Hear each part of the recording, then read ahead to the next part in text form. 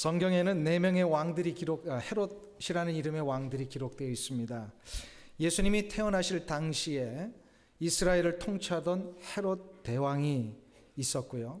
또 그의 아들인 헤롯 안티파스가 있었으며, 사도행전에 나오는 헤롯 아그리파 1세와 또 그 헤롯 대왕의 증손자에 해당되는 바로 헤롯 아그리파 2세가 있습니다. 이렇게 4대에 걸쳐서 헤롯이라는 이름으로 성경에는 기록이 되어 있는데요.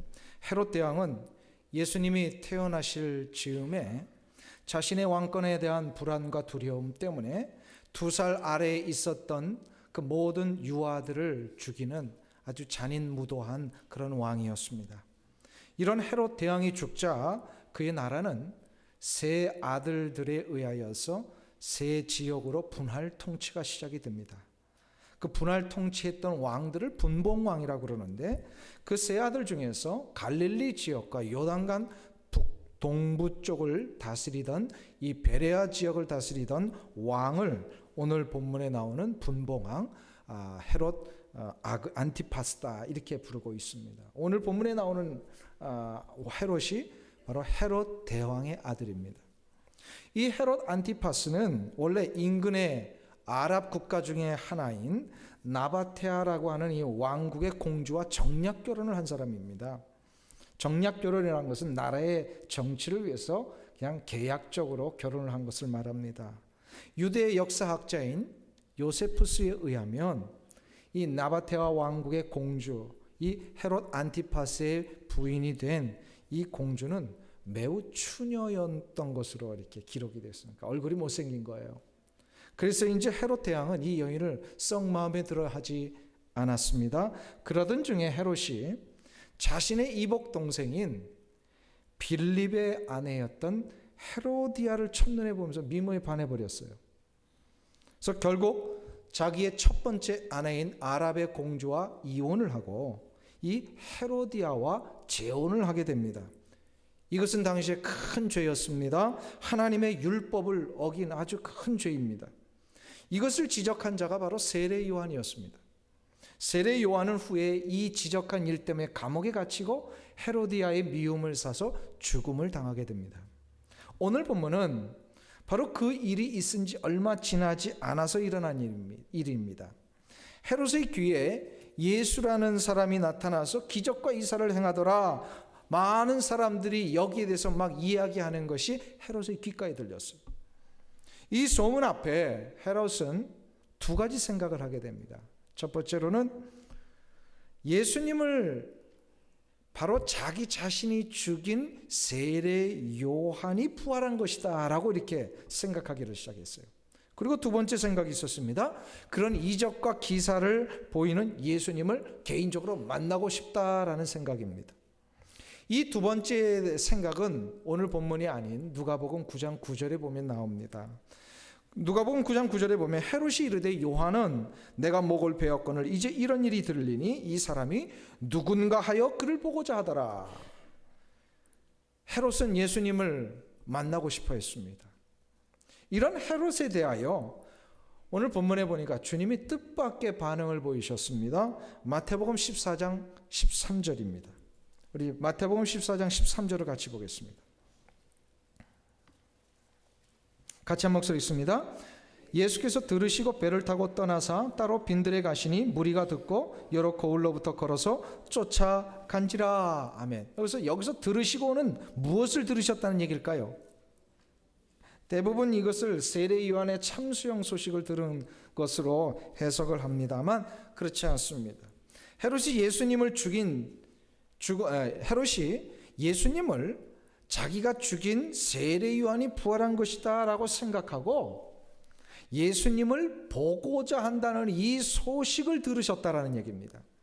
왜냐하면 마태복음 14장 13절은 시간적인 순서로 보면 3절부터 12절에 나오는 그 사건 다음의 이야기가 아니라 1절과 2절에 다음에 나오는 이야기입니다. 무슨 얘기인지 아시겠어요?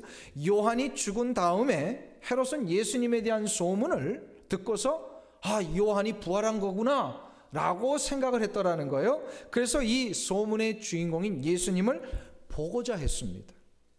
예수님을 보고자 했던 이 헤롯을 예수님이 들으시고 그 자리를 피해서 배를 타고 바닷가로 건너가셨다. 이렇게 해야 순서가 맞아요. 왜 주님은 헤롯을 피하신 것일까요? 그것은 단순히 목숨의 위협 때문이 아니었습니다. 그 해답이 바로 13절과 14절에 나옵니다. 이 13절 14절을 다시 한번 읽겠습니다. 같이 읽습니다. 예수께서 들으시고 배를 타고 떠나사 따로 빈들에 가시니 무리가 듣고 여러 고을로부터 걸어서 쫓아간지라. 예수께서 나오사 큰 무리를 보시고 불쌍히 여기사 그 중에 있는 병인을 고쳐 주시니라. 아멘. 예수님께서는 지금 헤롯을 피해서 갈릴리 해변으로 가셔서 큰 무리들을 만나서 저들을 고쳐 주셨다. 이렇게 기록이 되어 있습니다. 이게 무슨 얘기입니까? 헤롯, 만나고자 했던 헤롯은 그러나 예수님이 만나주지 아니하시고 갈릴리 해변에 모여든 불쌍하고 병든 영혼들을 만나주셨다라는 이 두 가지의 사건을 마태가 의도적으로 비교하고 있는 겁니다. 예수님을 만나지 못한 헤롯과 예수님을 만난 무리들, 이 두 부류를 지금 의도적으로 보여주고 있는 거예요. 이것은 무엇을 말씀하시는 걸까요? 예수님에게는 누구나 다 나아갈 수 있지만 예수님은 아무나 만나주시는 것이 아니더라는 겁니다. 다시 말해서 예수님을 만나고자 하는, 예수님 앞에 진정한 그 만나고자 하는 목적이 합당해야만 예수님은 만나주신다는 거예요. 그러면 예수님이 만나주실 수 있는 이 합당한 목적은 뭘까요? 그것이 바로 오늘 본문에 나와 있는 내용입니다.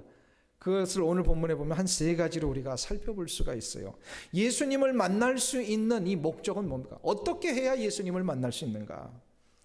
첫 번째로 주님은 인생의 문제를 해결하실 수 있는 유일한 분임을 인정하고 이러한 목적을 가지고 나아가는 자를 예수님은 만나주신다는 겁니다.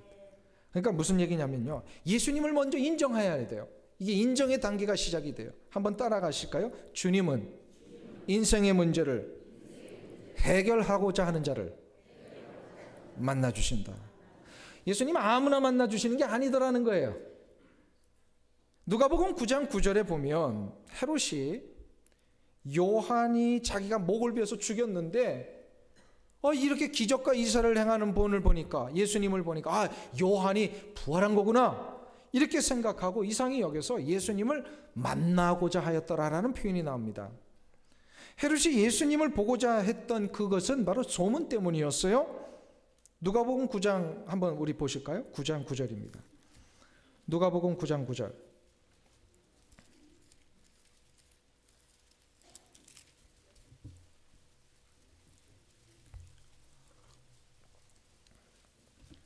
신약성경 106페이지에 있습니다.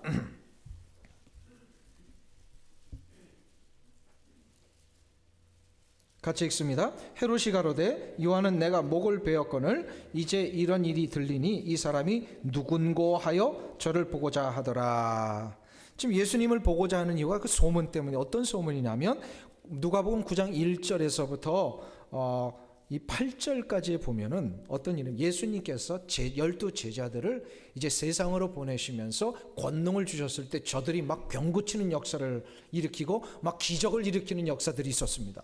이것에 대하여 사람들이 이걸 보고요 소문을 퍼뜨리기를 시작하는데 어떤 소문이냐면 제자들이 이렇게 병을 고치는 능력이 있다면 그 스승이야말로 얼마나 더 큰 능력이 있겠는가 라고 하면서 이 예수님이야말로 죽은 요한이 살아났거나 그 옛날 구약 선지자 중에 엘리야가 다시금 환생한 것이다 라고 하는 식으로 이렇게 자꾸 소문을 냈습니다.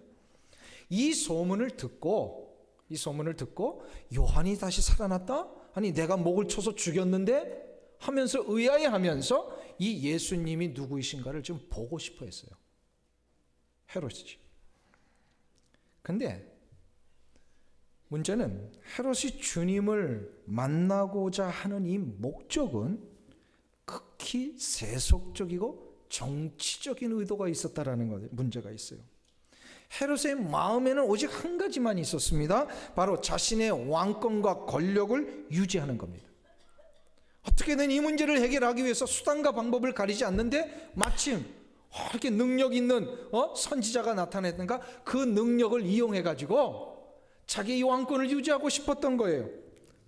왜냐하면 이 헤롯 아그리빠는요, 안티파스는요, 아까도 말씀드렸습니다만 정략적으로 아랍 국가의 공주와 결혼을 먼저 했던 사람이에요. 그런데 이 헤로디아의 미모에 그냥 홀딱 이게 막 판단력을 잃어버린 것 같아요. 그래서 자기와 결혼했던 첫 번째 부인과 이제 이혼을 해버리잖아요. 예나 지금이나 사람이 이 미모에 반해버리면 판단력을 잃어버리는 것 같아요. 근데 여기서 이혼한 것이 그냥 자기 개인의 이혼으로 끝난 게 아니라 국가적인 위기가 옵니다. 정략적으로 결혼을 해서 아랍 국가의 이 공격이나 전쟁을 방지한 것이었거든요. 근데 이 파혼으로 인하여서 이미 이 본문이 나왔던 그 시간쯤에는요, 아랍 국가로부터의 공격이 자꾸 있었어요. 그러니까 나라가 위태로워진 거예요. 그러나 국가적인 이 위기도 위기지만 더 근본적인 심각한 내부적인 문제가 일어납니다. 자신의 동생의 아내를 취함으로 인하여서 이거는 큰 죄를 하나님 앞에 저지른 거거든요.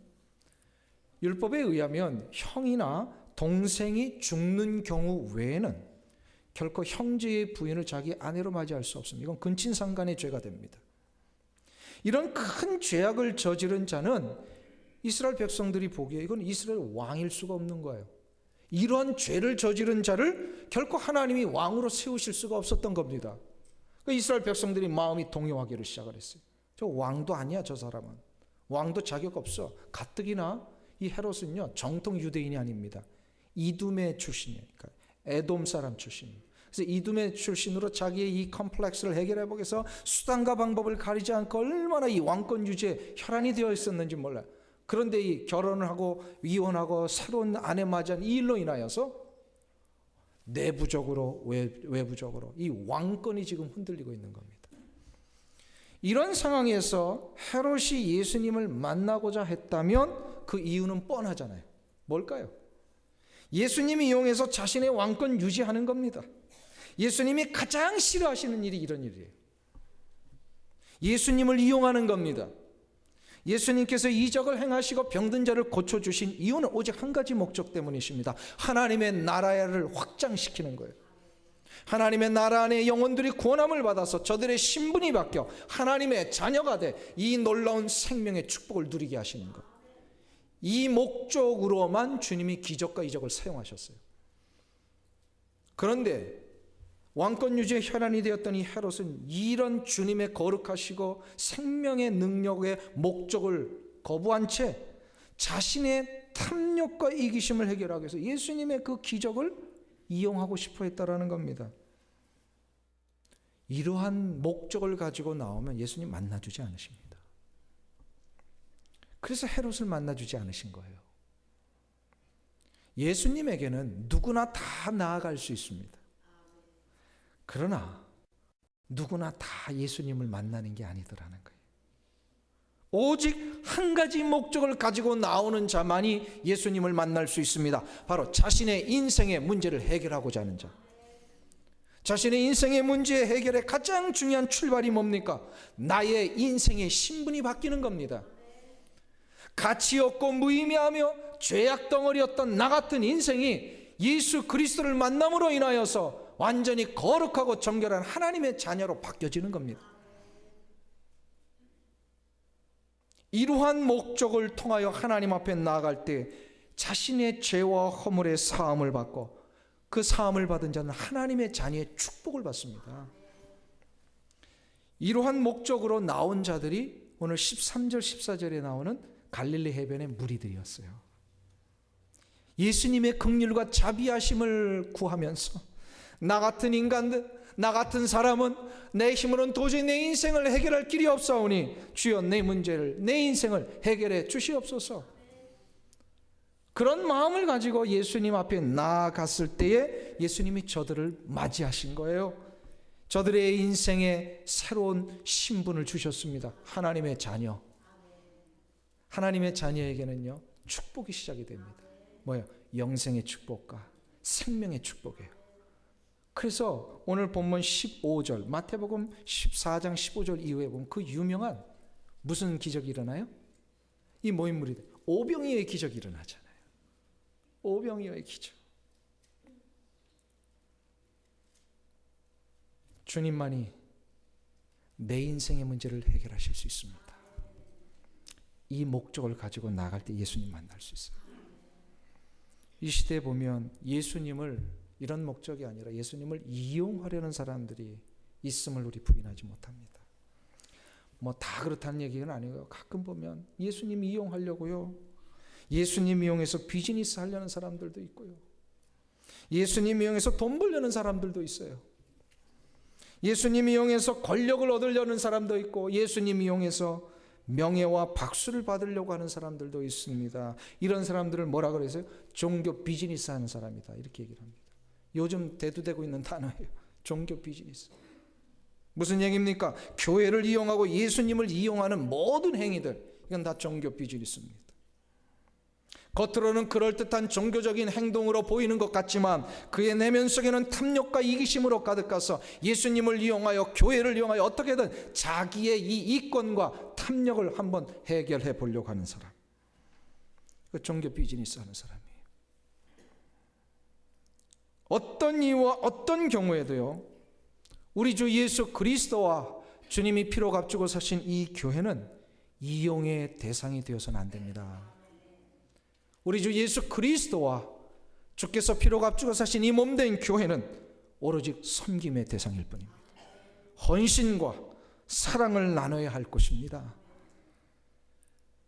예수님을 나의 인생의 진정한 인생의 해결자로 받아들이고 인정하고 예수 그리스도 앞에 나아가는 자에게는 기적과 치유와 생명의 능력이 시작이 됩니다. 사랑하는 성도님 여러분, 예수님을 통하여 이 놀라운 축복을 받기를 원치 아니하십니까? 그렇다면 예수님만이 내 인생의 유일한 해결자이심을 인정하셔야 돼요. 그리고 그 목적만을 가지고 주님 앞에 나가셔야 됩니다. 이 은혜가 여러분들 가운데 일어나기를 축원합니다. 두 번째로 예수님은 어떤 사람을 만나주시냐면 사람을 두려워하지 않고 하나님을 두려워하는 자를 만나주십니다. 한번 따라하겠습니다. 사람을 두려워하지 말고 하나님을 두려워하라. 이런 사람을 주님이 만나주세요. 마태복음 14장으로 다시 한번 돌아오겠습니다. 마태복음 14장 5절에 보면 이런 말씀이 있습니다. 같이 한 목소리 읽습니다.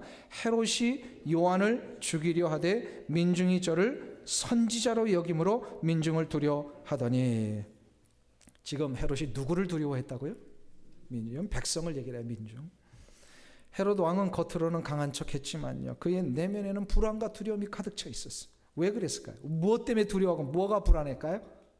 예, 자기의 이 권력과 왕권, 자신을 향하여 죄를 지적하는 세례 요한을 그래서 죽이려고 했습니다. 사람들의 그런데 눈이 두려워가지고 죽이지 못했어요. 왜 사람들이 두려웠습니까? 세례 요한을 사람들이 누구라고 생각했을까요? 선지자라고. 선지자를 함부로 죽이는 것은 유대 땅에서는 아주 큰일 나는 일이라고 다 알고 있었어요. 그렇기 때문에 선지자인 세례 요한을 함부로 죽이지 못했어요. 사람들의 눈이 무서워가지고. 근데 아이러니하게도 사람이 무서워서 세례 요한을 못 죽이고 있었는데 그 사람들이 무서워가지고 다시 세례 요한을 죽입니다. 생일 잔치를 벌이고 나서 이 막 호혼장담을 해요. 이 헤롯 왕이 그 자기의 이제 수양딸이죠. 그 데리고 온 의붓 딸, 그 헤로디아가 데리고 온 딸 살로메가 이 잔치상에서 생일 잔치에서 춤을 추는데 이게 너무 막 황홀해가지고요. 거기서 정신이 또 헷가닥했어요. 헤롯이. 그래 거기서 호혼장담을 합니다. 남자는요 호혼장담 조심해야 돼요. 이 호혼장담을 했는데 그 딸에게 네가 원하는 거 뭐든지 다 들어주겠다. 사람들 앞에서 이 그냥 호혼장담을 해버렸어요. 그러니까 이 살로메가요 아주 그 어미하고 똑같아요. 자기 어머니한테 쏙 달려가 가지고 어머니 이 부탁을 무슨 부탁을 할까요? 그러니까 어머니 헤로디아가 뭐라 그랬어요? 세례 요한의 목을 달라 그래라. 아주 끔찍한 일을 시키죠. 이 살로메가 헤롯 왕에게 와가지고 요한의 목을 주소서. 그러니까 막 두려워한 거예요. 헤롯이 실은 이런 부탁이 들어올지 누가 알았겠어요. 그러니까 호언장담 조심해야 돼요. 그런데 한번 보세요. 사람들의 눈이 두려워가지고 세례 요한을 못 죽이다가 자기가 호언장담해서 자기 체면이 사람들 앞에 구겨지는 거 요거 두려워해가지고 세례 요한을 죽입니다. 두려움 때문에 사람을 죽였어요. 이것이 권력자의 전형적인 모습입니다. 권력을 유지하기 위한 불안과 초조함은 결국 두려움으로 나타나게 됩니다.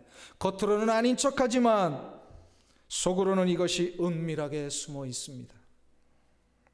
문제는 이 두려움이 시작이 되면 그 사람으로 하여금 판단력을 잃어버리게 합니다. 무엇이 옳고 그른지 이 분별력을 잃어버리게 하고요. 자기의 양심의 소리를 듣지 못하게 만들어 버립니다. 그래서 이 두려움의 문제를 제대로 해결하지 못하면 사람들이 다 넘어집니다. 다 실수해요. 헤롯이 진짜 두려워해야 할 대상은 하나님이셨어요. 근데 그는 하나님은 두려워하지 아니하고 사람들을 두려워하다 보니까 이런 엄청난 실수를 저지릅니다. 사람을 두려워하지 않고 하나님을 두려워하기 위해서는 어떻게 해야 되는지 아세요? 이 두려움의 근원적인 문제를 해결해야 됩니다. 두려움의 근원적인 문제가 어디에서 나오는지 아십니까? 죄입니다. 죄예요. 죄는 우리를 사망에 빠뜨렸고요. 사망에 빠진 것이 이미 결정된 인간들은 죄 때문에 늘 사망에 이르는 시간까지 두려움으로 삽니다. 그래서 이 두려움이 그의 삶을 사로잡으면요, 누구든지 자꾸 두려움의 대상으로 보고 자기의 환경을 두려워하고 여건을 두려워하고 사람들 만나는 것, 저 사람이 혹시 나에게 피해를 주지는 않을까, 뭐 이런 식으로 자꾸 두려움으로 보게 되는 겁니다. 결국 이 두려움은 절망을 낳고요, 탄식과 엉망으로 그 사람을 넘어뜨리게 만들어요. 그러니까 이 두려움의 문제는 죄의 문제를 해결해야 돼요. 죄를 해결해야 돼요. 이미 고인이 되신 유명한 한국의 소설가 박완서 선생님을 여러분들은 아실 겁니다. 뭐 한국 문단에 아주 놀라운 작품들을 많이 만들어내신 분이신데요. 이분이 제가 기억하기로는 몇 년 전에 이제 돌아가신 걸로 알고 있습니다. 이분에게는 여러 많은 작품 중에 한 말씀만 주소서라고 하는 그런 작품이 있어요. 나중에 이제 크리스천이 되신 후에 쓰신 작품인데, 이 내용은 자기에게, 그러니까 박원서 선생님에게 26살 된 젊은 아들이 있었는데 아주 참 장래가 촉망했던 의사였습니다. 근데 이 아들이 병원에서 과로로 쓰러져서 그만 죽고 말았어요. 그렇게 되자 아들을 잃은 이 어머니의 참척의 이 슬픔을 이기지 못해서 그것을 일기 형식으로 쓴 내용이 한 말씀만 주소서요. 여기서 이런 내용이 나와요. 자기 아들이 죽게 되자 이 박완선 선생님이요, 하나님을 향하여 원망을 시작을 했답니다. 왜 내 아들이 죽어야만 되느냐고. 뭐가 내가 잘못해서 내 아들이 죽어야만 됩니까? 내가 왜 이렇게 고통을 받아야 됩니까? 좀 설명을 좀 해주세요. 그래서 막 하나님 앞에 따지고 원망하고 대들면서 막 한 1년을 보냈습니다. 그러니까 뭐 이 글 쓰는 것도 포기하고요. 1년 동안 완전히 쇠잔해져가지고 몸도 약해진 그 상황에서 어느 날 이제 음식을 먹다가 이게 뭐 몸이 안 좋으니까 이 급체를 해버리신 거예요. 복통이 일어나고 이 과식으로 급체해서 그냥 막 토하기를 시작해서 얼른 화장실에 달려가서 변기통에 자신이 먹은 음식을 다 토해냈습니다. 토해낸 음식, 갑자기 아주 역겹고 더러운 이 냄새와 함께 토해낸 이 음식을 보자마자 이런 생각이 들었답니다. 내 안에 이 더러운 것이 있구나. 내 안에 이렇게 더럽고 추한 것이 있구나. 토해낸 음식을 통해서 자신 안에 더럽고 추한 죄악을 보게 되었습니다. 그러면서 그가 이렇게 고백해요. 그렇구나, 나도 죄인이었구나, 이 고백을 합니다. 이 죄인이라는 것이 깨달아지자마자 박완서 선생님의 삶에 엄청난 변화가 하나 시작이 되었답니다. 지금까지, 그 순간 전까지는요, 박완서 선생님은 자기는 도덕적으로 흠이 없고 어느 누구에게 해코지한 것도 없고 늘 바르게 살았기 때문에 자기는 죄인이 아니라고 생각을 했었던 거예요. 그런데 자기 안에 이 더러운 모든 것이 토해내는 이 모습을 보면서 이 토해내는 음식보다 더 추한 죄악이 자기 안에 있다는 걸 알고 내가 얼마나 위선적으로 살았는가. 자기의 본질 안에 이 숨어있는 자기보다 못한 사람들을 막 무시하고 깔보고, 누군가 나에게 잘못하면 거기에 분노하고 화를 내고 안갚음해 주려고 했던 이 모든 것, 겉으로는 드러나지 않아도 자기 안에 내면에 이 꿈틀거리고 있던 이 죄된 본성들이 막 보여주기를 시작을 한 거예요. 이것을 회개하기를 시작을 합니다. 다 음식만 토해낸 게 아니라 죄를 다 토해냈어요. 잘못했다. 내 안에 더러운 죄가 있습니다. 주님 앞에 자신의 죄를 회개하고 나니까 박완서 선생님에게 찾아온 것이 하나 있더랍니다. 그게 바로 평안입니다. 마음의 평안이 시작이 된 거예요. 토해내니까. 죄의 문제는 토해내야 됩니다. 죄로 인하여 두려움이 시작이 된다면 죄를 토해내야 됩니다. 죄의 본질은 절망이라 그랬어요. 우리가 토해낸 음식보다 더 더럽고 냄새나며 추한 것이 죄입니다. 그러나 죄의 문제가 해결되면 그 사람 소망이 있습니다. 소망이 있는 자는야 힘들어도 두려워하지 않습니다. 왜냐하면 죄의 문제가 해결된 자에게는 거룩이 시작이 되고요, 거룩이 시작된 현장은 하나님의 임재가 시작이 되니까. 하나님의 임재의 증거가 무엇입니까? 바로 하나님의 은총과 평강입니다. 하나님의 임재하시는 곳에 평강이 시작이 되어 두려움이 물러갑니다. 기쁨이 있습니다. 감사가 일어납니다. 그러므로 하나님을 두려워하며 살아야 돼요. 하나님을 두려워하는 자는 죄를 토해낼 수 있어요.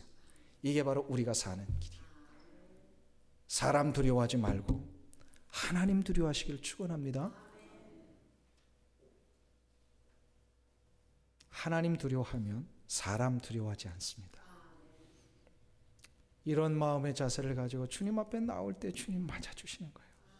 맞아주시는 거예요. 이게 이제 두 번째 단계였어요. 아까 첫 번째 단계는 어떻게 해야 된다고요? 예수님만이 나의 인생의 유일한 해결자이심을 어떻게 알아? 인정하는, 인정의 단계 첫 번째. 근데 두 번째는 죄를 해결하는 단계에 나가야 돼요. 예수님 앞에 만나기, 예수님을 만나요. 죄를 해요. 마지막 세 번째 단계가 있어요. 뭐냐면 자신의 인생의 문제를 받아주실 예수님에게 적극적으로 나아가야 됩니다. 적극적으로. 이것을 바로 열망의 단계다, 이게 얘기합니다. 한번 따라하겠습니다. 내 인생의 문제를 예수님 앞에 적극적으로 가져가자. 적극적인 인생. 예수님을 열망하면서. 그래서 열망의 단계입니다, 이것이. 오늘 13절 말씀을 다시 한번 보실까요? 마태복음 14장 13절. 한 목소리로 읽겠습니다. 예수께서 들으시고 배를 타고 떠나사 따로 빈들에 가시니 무리가 듣고 여러 거울로부터 걸어서 쫓아간지라. 예수님께서 헤롯을 피해서 배를 타고 지금 갈릴리 바다를 건너고 계셨습니다. 누가복음 9장에 의하면 예수님이 배를 타고 갈릴리 바다를 건너서 이미 도착하신 곳이 나옵니다. 그게 베세다 들녘입니다. 이 베세다 들녘에서 오병이어의 기적이 일어나시죠. 이 베세다 지역에 도착하셨을 때 이때 무리들이 예수님에 대한 소식을 듣고서 예수님이 도착하신 그곳을 따라갑니다. 근데 따라가는데 그 많은 사람들이 한 번에 탈 수 있는 배가 없었을 뿐더러 이들은 아마 배를 탈 수 없는 가난한 사람들이었던 것 같아요. 그러니까 예수님이 가신 그 뱃길을 따라 갈 수가 없었던 거예요. 예수님이 떠나신 그 지점이 가버나움이었고 예수님이 도착하신 것이 베세다입니다. 그 이스라엘의 지형으로 보면 이 지역에서 저 지역까지 가기 위해서는 직선 코스로 가려면 배를 타야만 됐어요. 그렇지 않으면 해안가를 따라서 쭉 돌아서 더 많은 길을 걸어서 가야만 했습니다. 근데 여기서 가난한 무리들이요, 배를 탈 수 없었으니까 갈릴리 해변을 따라 쭉 걸어서 수 킬로에 해당되는 이 베세다 들녘까지 걸어서 예수님을 만나러 갔더라, 이 얘기가 나오는 거예요. 왜 저들이 이렇게까지 걸어서 주님을 만나러 갔을까요? 그것은 바로 자신의 문제를 해결하실 수 있는 유일한 분이 예수님임을 알았기 때문에 그래요. 주님을 만나기 위해서는요, 자신의 모든 것을 맡기는 결단이 아까 있어야 된다 그랬죠. 근데 이 결단이 있어야 할 뿐만 아니라 이 결단과 함께 자기의 문제를 막기 위한 적극적인 열심이 따라가야 돼요. 열심히 한번 해보고 안 되면 간두지 뭐, 5분 기도해보고 응답이 없다고 하나님 내 기도 응답 안 해주시는 거 이러지 말라는 거예요. 내 문제의 해결은 예수님에게만 있기에 예수님께서 나의 문제에 개입하셔서 이 문제를 해결하실 때까지 적극적으로 나아가야 된다. 적극적으로 나아가야 된다. 헤롯의 문제는 이 결단이 없었던 겁니다. 예수님의 능력을 이용만 하고 싶었을 뿐입니다.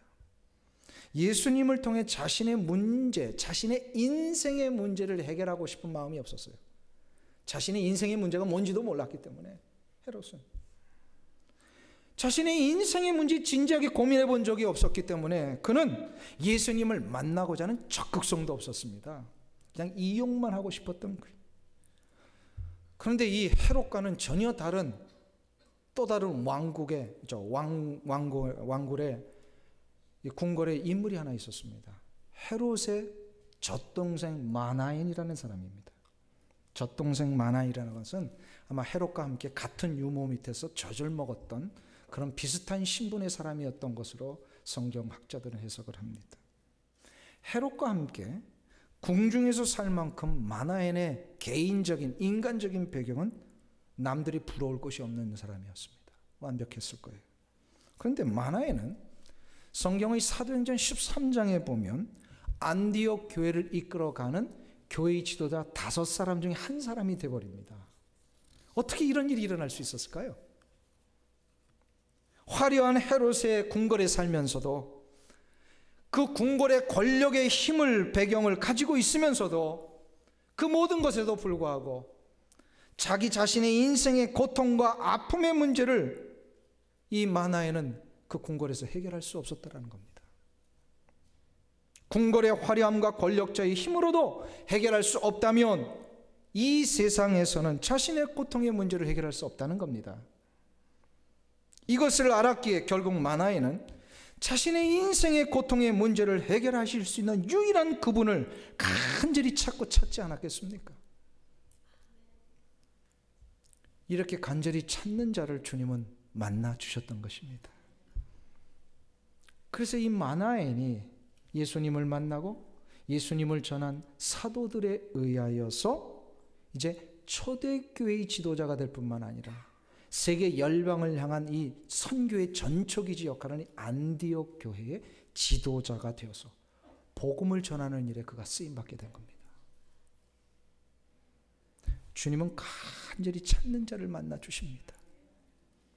암 환자가 자신의 병을 고칠 수 있는 약이 저 지구 건너편에 있다면 그 암 환자는요, 모든 것을 다 들여서라도 그 약을 찾으러 가지 않겠습니까?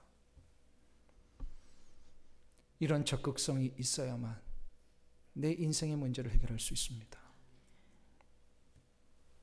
자신의 고통의 문제가 해결될 수 있다는 이 확신이 들면 적극적으로 그 문제를 해결해 나갑니다. 그런 사람들이 바로 13절에 나오는 무리들이었어요. 무리들 한번 보세요. 후반절부터 무리가 듣고 여러 고을로부터 걸어서 쫓아간지라. 아무리 돌아가고 시간이 걸려도 상관없습니다. 많은 시간을 들여서 걸어가야 되는 이 수고도 상관없습니다. 예수님을 만날 수만 있다면. 이런 적극성이 필요해요.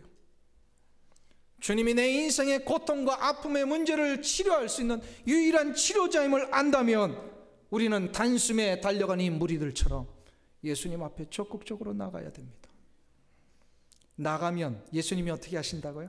이들을 맞이하셔서 병을 고쳐주시고, 병을 고쳐주실 뿐만 아니라 인생의 참 풍요와 능력, 오병이어의 기적을 허락하십니다. 그래서 14절이 뭐라고 되어 있어요? 14절 말씀. 예수께서 나오사 큰 무리를 보시고 불쌍히 여기사 그 중에 있는 병인을 고쳐주시니라. 할렐루야. 그리고 15절부터 오병이어의 기적이 나오는 거예요. 주님은 간절히 찾는 자를 만나 주십니다. 만나 주실 뿐만 아니라 고통을 해결하시고요, 삶의 능력과 기적을 일으키십니다. 지난 2000년 시드니 올림픽 다이빙 여자 10m 플랫폼 경기에, 이 경기 여러분들 아시는 분은 기억하실 겁니다. 그 당시만 해도 여자 다이빙은요, 중국 선수들이 다 석권을 했습니다. 이 10m 플랫폼 결승전에서 1위를 2위를 다투던 사람들이 중국 선수들이었어요. 이때 한쪽에서 자신의 순서를 기다리고 있는 유일한 미국 대표 선수가 있었습니다. 로라 윌킨슨이라는 여자 선수입니다. 이 로라 윌킨슨은 예선전부터 준결승을 거쳐서 어렵게 결승전에 올라가서 이제 자신의 결승전 이 5차전을 기다리고 있었던 선수입니다. 그러나 이 로라 윌킨슨은 올림픽 출전하기 3개월 전에 연습을 하다가 발목 뼈에 부상을 입어가지고 7주 동안 병원에 입원을 하고 있었습니다. 그래서 모든 것을 포기하고 있었던 그가 이렇게 회복이 돼서 결승전에 올라가니까 얼마나 감격스럽겠습니까? 대단한 성과입니다. 총 5차전이 치러지는 이 결승전에서 2차전까지 로라 윌킨슨의 등수는 5위였고 선두와는 약 80점 차가 나는, 그래서 1위를 바라볼 수 없는 그런 상황입니다. 그럼에도 불구하고 미소를 잃지 않고 기뻐하고 있었어요. 그러던 중에 3차전이 임했을 때에 믿을 수 없는 일이 일어납니다. 3차전에 그녀가 행했던 다이빙은 완벽했습니다. 수직으로 곧바로 들어가서 물보라도 별로 일으키지 않고, 그래서 심판관들로부터 최고의 점수를 받습니다. 이 순간부터 이 로라 윌킨슨의 입에서 계속해서 뭔가를 중얼거리기를 시작을 합니다. 알고 봤더니 7주간 자기가 병원에 있었을 때에 올림픽을 포기하려던 자기 자신에게 주님이 주셨던 빌립보서 4장 13절의 말씀이었어요. 내게 능력 주시는 자 안에서 내가 모든 것을 할 수 있느니라. 3차전의 이 완벽한 점수 때문에요, 선두와의 점수 차가 굉장히 줄어들었어요. 이제 대반격이 시작이 된 거예요. 이제 4차전에 임합니다. 자신에게 찾아온 고통과 절망을 이겨내게 해주신 이 주님의 말씀 붙들고 다이빙대에 올라가서 계속 이 말씀을 중얼중얼 외우면서 붙들면서 4차전의 다이빙을 시도합니다. 이 4차전에서도요, 완벽한 다이빙이 이루어졌어요. 모두가 놀라기를 시작합니다. 중국 선수들에게만 관심을 갖고 카메라도 다 거기에만 집중하다가 이 미국 선수가 누군가, 이 로라 윌킨스에게 집중하기를 시작을 했어요. 이 4차전에서 중국 선수들이 실수를 합니다. 그래서 이 로라 윌킨슨이 1위로 올라가요. 그리고 마지막 남은 5차전 시도가 있었습니다. 이 5차전에서는요, 가장 난이도가 높은 것을 보여줘서 완벽하게 우승을 확정지어야만 되는 순간입니다. 로라 윌킨슨이 이 5차전에서 여전히 미소를 품으며 내게 능력 주시는 자 안에서 내가 모든 것을 할 수 있습니다, 이 말씀을 외우면서 다이빙을 합니다. 5차전에서 완벽한 점수가 또 나왔습니다. 로라 윌킨슨에게 금메달이 돌아가는 순간이었어요. 이것은 그 당시에 36년 만에 이 분야에서 미국 사람이 처음으로 금메달을 받은 거랍니다. 경기가 끝나고 취재한 사람이 와서 물었답니다. 이 대역전의 비결이 어디 있었습니까? 로라 윌킨슨이 대답이 이것이었습니다. 저에게 능력 주시는 분이 이 일을 하셨습니다. 얼마나 멋진 고백입니까? 저에게 능력 주시는 분이 이 일을 하셨습니다. 사랑하는 성도님 여러분, 예수님은 우리의 고통과 아픔, 내 인생의 한계와 좌절의 문제를 해결하실 수 있는 유일한 분이십니다. 로라 윌킨슨을 붙들고 계셨던 예수님이 지금 우리를 붙들고 계시는 줄 믿습니다. 그 옛날 베세다 들녘에서 무리들을 고치시고 회복시켜 주시고 오병이어의 기적을 베풀어 주신 그 예수님의 손길이 지금 우리를 붙들고 계시는 줄 믿습니다. 인생의 고통과 아픔의 문제가 있으십니까? 이 문제를 해결하실 예수님께로 나아가십시오. 나아가되 한두 번 해보고 그냥 머무는 것이 아니라 적극적으로 나아가십시오. 주님은 여러분을 고쳐주실 줄로 믿습니다. 우리 예수님은 우리 삶에 이 대역전극을 분명히 이루어주시라고 믿습니다. 이 좋으신 하나님 찬양하며 날마다 승리하시는 여러분들 되시기를 간절히 축원합니다. 기도하겠습니다. 하나님 아버지,